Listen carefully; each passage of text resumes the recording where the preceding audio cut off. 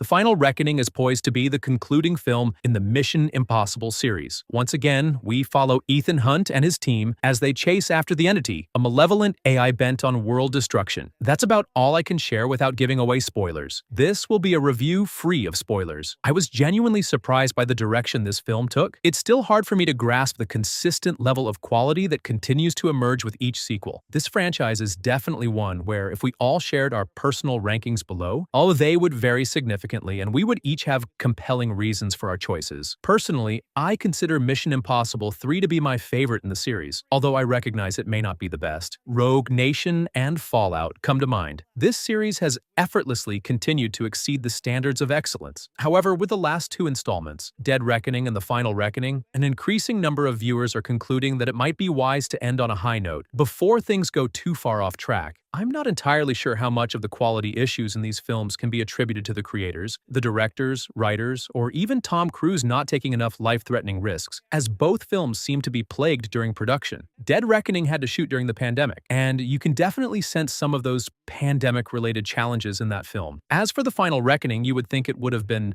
smooth sailing, but it faced interruptions, production pauses, due to the Hollywood strikes. I hate to say it because I adore this franchise, but while watching this film, it was evident that something felt distinctly off. This is going to be one of those rare occasions where I want to discuss the negatives of this movie before I delve into the positives, because if anything, that's also how the movie is structured. Within the first 5 to 10 minutes of watching this film, dedicated Mission Impossible fans will easily sense that something feels off about it, and this sensation, which particularly encompasses the film's tone, the dialogue, and even some of its perplexing editing choices and excessive use of flashbacks, creates a disconcerting atmosphere for this franchise.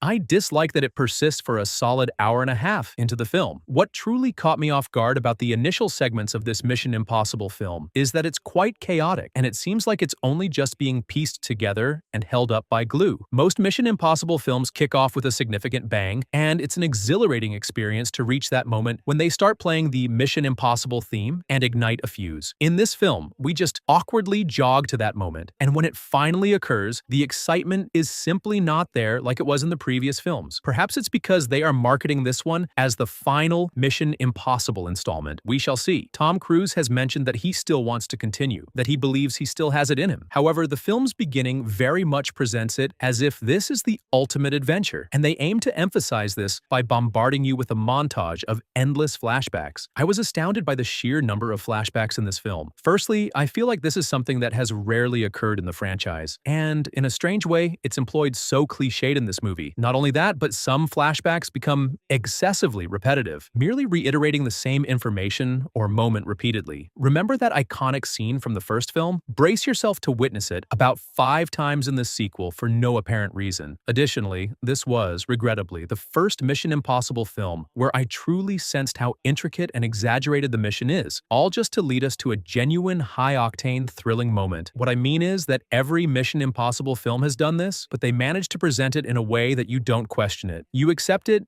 and simply go along with what the film presents. For instance, in Rogue Nation, they explain that this high-security system has an underwater cooling mechanism, and Ethan must hold his breath for around 12 minutes and switch a few cards, or else the camera that identifies an employee by their body movements will shock and kill them. Indeed, when you look at that and I explain it to you, it sounds like an incredibly convoluted, over-exaggerated piece of technology. However, in the film, it is presented so seamlessly that it feels entirely normal to have such an exaggerated security system, and you just go along with it. When the moment arrives, you are fully engaged in Ethan's mission. Now, with The Final Reckoning, oh boy, prepare yourself to endure sentence after sentence of overly complicated and genuinely convoluted gadgets. Also, that later in the film, we can reach that thrilling moment. And don't misunderstand me. By the film's conclusion, it is indeed rewarding, and you are completely invested as they dedicated an hour of the movie's runtime just explaining it to you. This is where I feel this Mission Impossible installment lacks a certain rhythm. Many films possess a rhythm that flows seamlessly, giving the impression of constant forward motion. However, this movie lacks that rhythm. It feels as though it jumps erratically from scene to scene, inserting random flashbacks, cutting back to other moments within the film, detailing 3 separate missions, and then expecting the audience to remember the crucial details for when the mission finally unfolds. I can't help but think that much of this poor execution execution, awkward dialogue, and absence of a genuine rhythm is a direct result of the Hollywood strike. Consequently, during the first half of this movie, I felt quite disheartened. I was genuinely let down. I was taken aback by how distinctly different this film felt. While some viewers were really let down by the previous film, I believe that movie was still far better structured and paced than this one turned out to be. However, as the next hour begins, you find yourself right back where you belong. The second half of this film finally starts to evoke the essence of a Mission Impossible movie. I can pinpoint the exact moment it happens. Just remember, Ethan on a treadmill and a man with a knife. Once that scene enters the film,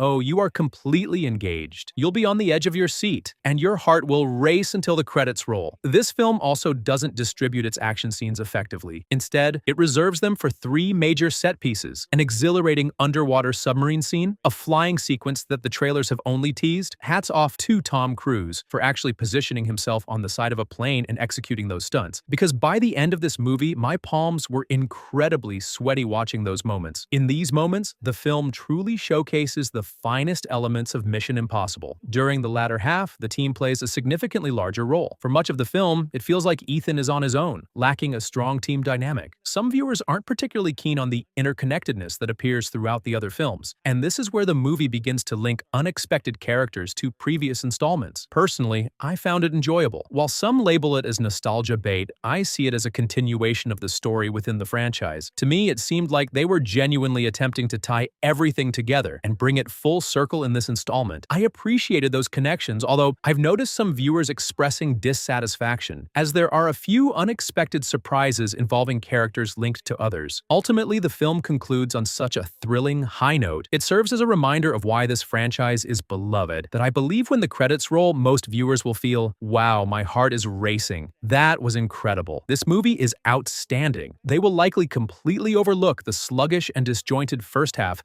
that led to that exhilarating moment. This is probably why I consider Mission Impossible: The Final Reckoning to be one of my least rewatched entries in the series. I don't feel the same way about any of the other films. I can easily envision myself diving into Ghost Protocol, Rogue Nation, or Fallout, but I wouldn't be eager to seize the opportunity to watch Final Reckoning. To me, it's still the aspect I've been praising about this franchise. This series maintains such a high threshold and standard for the quality of their films that The Final Reckoning, while not a terrible film, is still a good movie. However, good is a rather disappointing standard for Mission Impossible, which leaves me somewhat let down by certain elements, especially considering this is meant to be the final installment. Overall, I can say I left the theater happy and still enjoyed this movie, yet I find myself reflecting on some aspects that I believe detracted from it, and how the film might have turned out if not for the various behind-the-scenes challenges. Regarding Mission Impossible: The Final Reckoning, in action, I'm giving it 4.5 stars. Despite its sluggish pace and the limited action sequences compared to what we expect from other Mission Impossible films, the action set pieces we do have are grand, exhilarating, and precisely what you desire. In comedy, I'm rating it 2.5 stars. There's actually a bit more awkward humor in this installment. Don't misunderstand me, some jokes do land, but it occasionally feels a bit off. In drama, I'm giving it 3.5 stars. Honestly, that's a rather low score for this franchise. The first half lacked payoff and depth, although the second half does elevate it. In horror, I'm rating it 1.5 stars, mainly for the underwater scenes. They really affected me, and finally in suspense, I'm giving it 4.5 stars. It's close to 5 stars. For nearly an entire hour, they had my heart racing like crazy. Even with its imperfections, it still concludes the series in a fairly satisfying manner. Therefore, I believe it's worth watching in theaters. Again, that's just my take on the film. I'd love to hear your thoughts on Mission Impossible: The Final Reckoning if you've seen it, the highs and lows. Are you interested in another movie? I'm not sure how they could surpass what they just accomplished in this one. Be sure and like, subscribe, but as always, I'm Andrew. Take care.